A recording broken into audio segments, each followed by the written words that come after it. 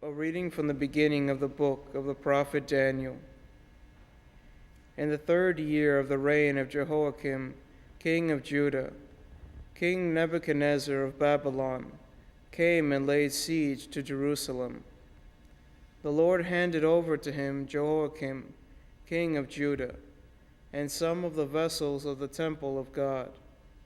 He carried them off to the land of Shinar, and placed the vessels in the temple treasury of his God. The king told Ashpenaz, his chief chamberlain, to bring in some of the children of Israel of royal blood, and of the nobility, young men without any defect, handsome, intelligent, and wise, quick to learn and prudent in judgment, such as could take their place in the king's palace. They were to be taught the language and literature of the Chaldeans. After 3 years' training, they were to enter the king's service. The king allotted them a daily portion of food and wine from the royal table. Among these were men of Judah: Daniel, Hananiah, Mishael, and Azariah. But Daniel was resolved not to defile himself with the king's food or wine. So he begged the chief chamberlain to spare him this defilement. Though God had given Daniel the favor and sympathy of the chief chamberlain, he nevertheless said to Daniel, "I am afraid of my lord the king. It is he who allotted your food and drink. If he sees that you look wretched by comparison with the other young men of your age, you will endanger my life with the king." Then Daniel said to the steward whom the chief chamberlain had put in charge of Daniel, Hananiah, Mishael, and Azariah, "Please test your servants for 10 days. Give us vegetables to eat and water to drink. Then see how we look in comparison with the other young men who eat from the royal table, and treat your servants according to what you see." He acceded to this request and tested them for 10 days. After 10 days, they looked healthier and better fed than any of the young men who ate from the royal table. So the steward continued to take away the food and wine they were to receive, and gave them vegetables. To these 4 young men God gave knowledge and proficiency in all literature and science, and to Daniel the understanding of all visions and dreams. At the end of the time the king has specified for their preparation, the chief chamberlain brought them before Nebuchadnezzar. When the king had spoken with all of them, none was found equal to Daniel, Hananiah, Mishael, and Azariah. So they enter the king's service. In any question of wisdom or prudence which the king put to them, he found them 10 times better than all the magicians and enchanters in his kingdom. Verbum Domini.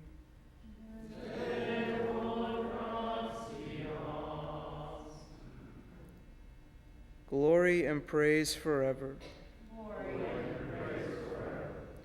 Blessed are you, O Lord, the God of our fathers, praiseworthy and exalted above all forever. And blessed is your holy and glorious name, praiseworthy and exalted above all for all ages. Glory and praise forever. Blessed are you in the temple of your holy glory, praiseworthy and glorious above all forever. Glory and praise forever. Blessed are you on the throne of your kingdom, praiseworthy and exalted above all forever. Glory. Blessed are you who look into the depths from your throne upon the cherubim, praiseworthy and exalted above all forever. Glory and praise forever. Blessed are you in the firmament of heaven, praiseworthy and glorious forever. Glory and praise forever.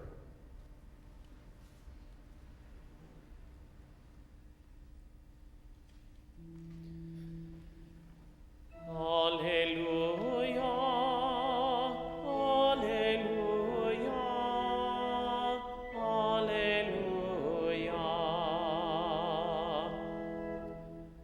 Alleluia.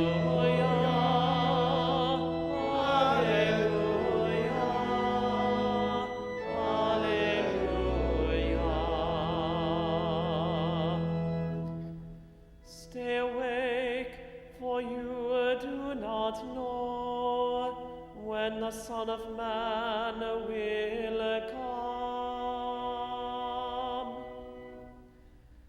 Alleluia, alleluia, alleluia.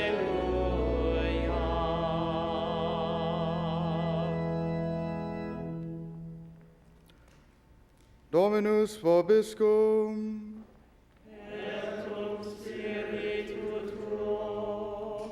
Lectio Sancti Evangelii secundum Lucam. Gloria tibi, Domine. When Jesus looked up and saw wealthy people putting their offering into the treasury, and he noticed a poor widow putting in 2 small coins, he said, I tell you truly, this poor widow put in more than all the rest. For those others have all made offerings from their surplus wealth, but she, from her poverty, has offered her whole livelihood. Verbum Domini. Nos sibi Christe.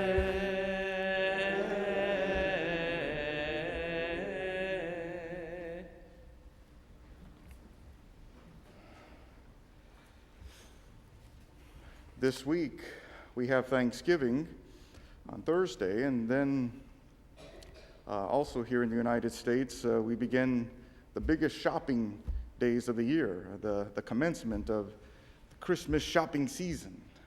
And of course, with Thanksgiving and shopping, we have good food around us. Nice sweets and, nice looking turkeys and things like that. Good snacks and while we're shopping that we could purchase very easily, and all the smells of the Christmas season begin this week. And so it's at the same time we begin this week with this reading from Daniel about him and 2 others refusing to eat sumptuous foods, but rather eating vegetables. Well, this reading is much more than just about healthy eating and the virtues gained through it. The real message behind this, though the Lord does want us to eat healthy and to eat moderately, the point of everything here is faithfulness. Faithfulness to the commands of the Lord. Obeying God rather than men. And believing that God will provide in the most extreme of circumstances and situations. Daniel is said to be, of course, a prophet, and in the book of Daniel, there's a lot of questions about whether he actually existed or not. And, we ultimately will find out in eternal life. But there's some very convincing evidence that says that he doesn't, and some that says that he does. But whether he does or not,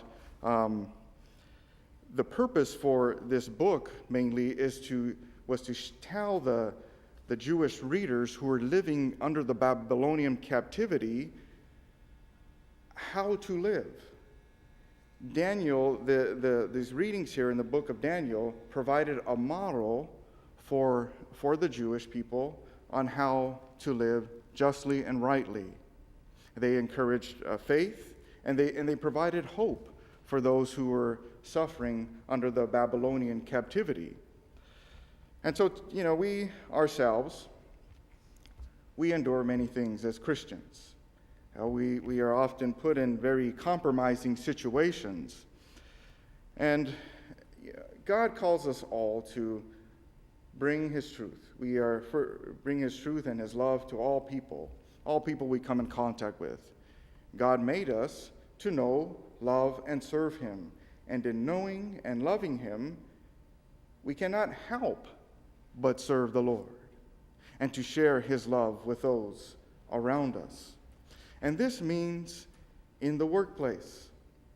You know, it was very common for leaders in the Old Testament, especially pagan leaders, to hire Jewish officials to govern the various Jewish communities. And, you know, there were some Jewish officials that were not faithful to the commands of God, that gave in to some of the pagan idols or pagan practices. But we see early on, and from Joseph, who in the book of Genesis, who is of course captured was given over to by his brothers, and then captured by the Egyptian and taken as a slave. But we see him also rise to a high position in the Egyptian nation, and then eventually he's got power.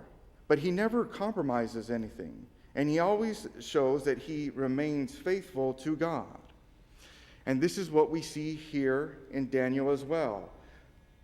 Nebuchadnezzar asked for young men who were intelligent and wise to come forward to serve the needs of the king and to become Jewish officials. So this is what is going on right here, is that these three guys, Daniel and the two others, they're at the service of the king, but they do not compromise anything. Okay, when food is offered to them, it is food that has been really offered or made as part of a Jewish, not a Jewish, but a pagan ceremonial sacrifice. It's food that has been offered to false gods.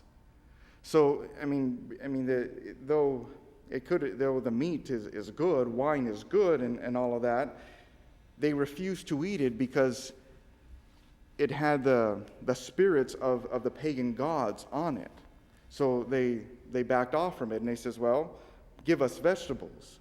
Give us vegetables, and really what the vegetables they were receiving were, out of the garden. They did not have any, they did not filter through any pagan practices. So they were given vegetables and water. But this required faith. It required faith that God would sustain them, that God would give them good health, even though they weren't perhaps receiving the protein or the wine they needed to live well.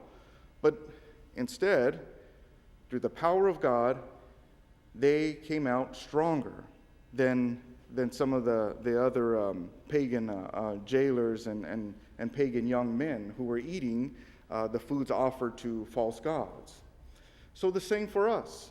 We are called to be in secular society. St. Paul says that we should also be all things to all men, meaning that though we work, we live, and we work out in the world, we are to speak the language of the world, but without compromising our faith. We are to share the truth of the gospel in ways that people can understand and comprehend.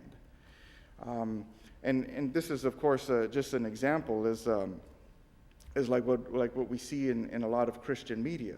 We use the things of the mass media, all these various outlets, TV, radio, the internet, social media, Facebook, and all of that, to proclaim the gospel. Okay, but we use it in such a way that it's going to get the attention of others, that it's going to enlighten them with the truth of faith. So, in our workplaces and in the schools we go to, we too should be good models of the Christian faith of Jesus Christ the Lord. And there will be times when we may be questioned about our faith, or we may be asked to do something that is contrary to the teachings of the church. Then we step in and refuse. We say no. And then this is where the faith comes in. Because sometimes we will be threatened with losing perhaps employment, threatened of losing friends or our popularity or even our reputation. But faith comes in and saying that God will provide, just as he did for these three young men here in the book of Daniel. And these young men in the book of Daniel went through several more tests, and God was always faithful. One of them being that they were placed into this in this fiery furnace, and yet they came out unsinged, or they were not burned at all. See, they refused to do pagan practices, but God always provided, and He'll do the same with us. I mean, this is look at the message of the gospel. First of all, is that Jesus the Lord, all of even His own people were against Him. They try to contradict everything He say, point out all His faults, but Jesus, just as in His whole life, He fulfills the law with the love of God. And they don't comprehend this. And for one thing, the Pharisees and those of the Jewish officials who were against Christ, all of those were hypocrites. They couldn't stand to see Christ because he radiated light, he radiated truth, and he was convicting them of their wrongs. So they always put him to the test. But yet, at the end, Christ is the one who resurrects. He's the one who has the victory. And him who has given us his life and his love through the sacraments is faithful to give us the same power of resurrection, the same victory of resurrection. In this life, of course, but even in the next. If we live with Christ, and if we die with Christ, we will rise with Christ. He said that he will put all of our enemies under our feet. And that doesn't mean that, hey, you know what, I'm gonna be faithful to God so I can have people under my feet. No. In doing this, Christ rules. Christ reigns. It's the love of Christ who governs this in service and in love.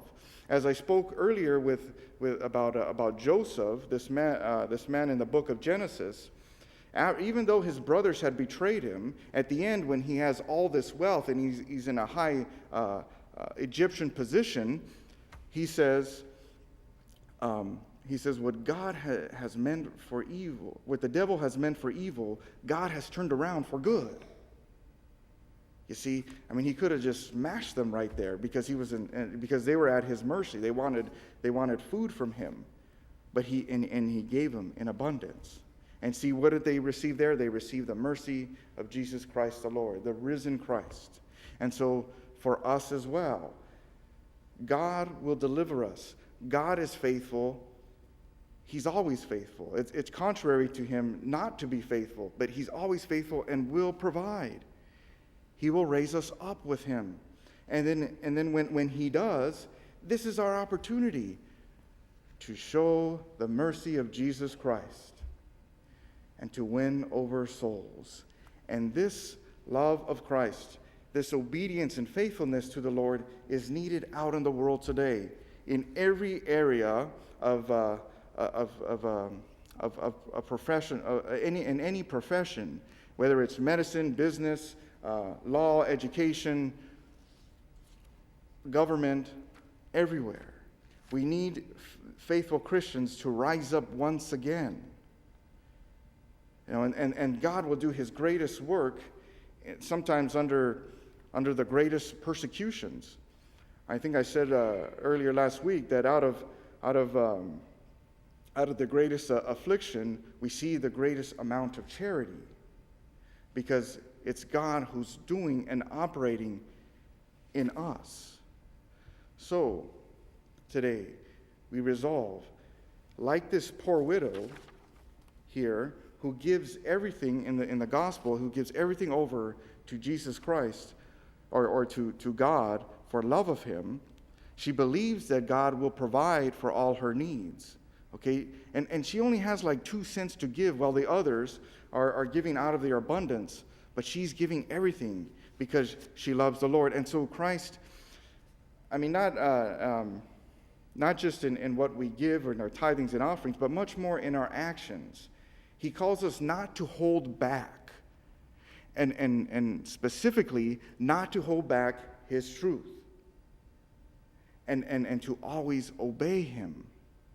Okay, and when we do start holding back on everything, when we do start limiting ourselves, then we miss the opportunity for God's power to manifest itself.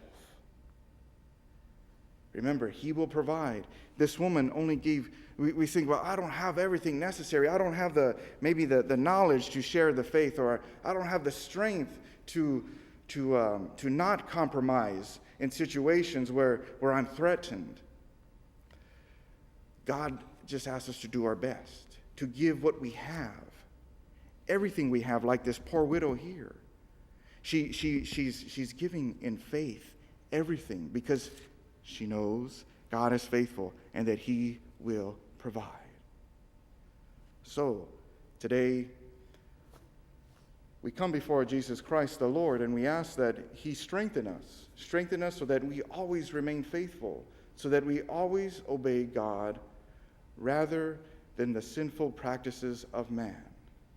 And remember that God is always faithful. Even though we're not faithful, he is always faithful, and he will provide for us. God bless you.